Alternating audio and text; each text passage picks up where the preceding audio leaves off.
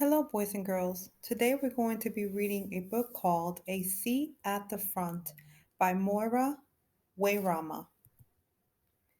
When Tony caught the crosstown bus, he liked to sit at the back. When he was with his grandma, they always sat at the front. Why do you always sit at the front of the bus, Grandma? Tony asked one day. I sit at the front because of Rosa Parks, she replied. Is she a friend of yours? Tony asked. Grandma smiled and shook her head. When I was a young girl, I lived in a place called Montgomery in Alabama. In those days, there was a law that said black people and white people weren't allowed to sit together on the bus. White people sat at the front of the bus, and black people sat at the back of the bus. If the seats at the front of the bus were full, the black people had to stand and give the white people their seats. There was a woman my mother knew in Montgomery named Rosa Parks. She belonged to a group of people who thought it was wrong that black Americans were treated differently from white Americans. One day, when Rosa Parks was coming home from work, a white man got on the bus. People were sitting in all the front seats, so he moved toward the back, where Rosa was sitting. He told Rosa to give him her seat. Rosa was tired and said no. The man was angry. He told the bus driver that Rosa wouldn't give him her seat.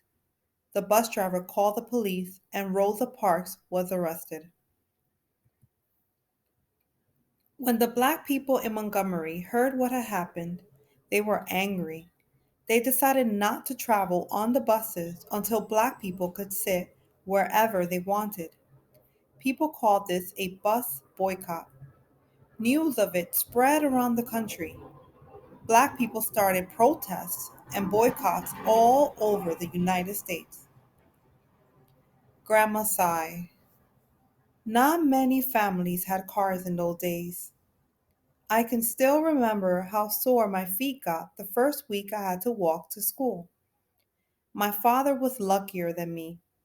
He worked a long way from where we lived, but a white man he knew gave him a ride to work in his car. The bus boycott went on for over a year.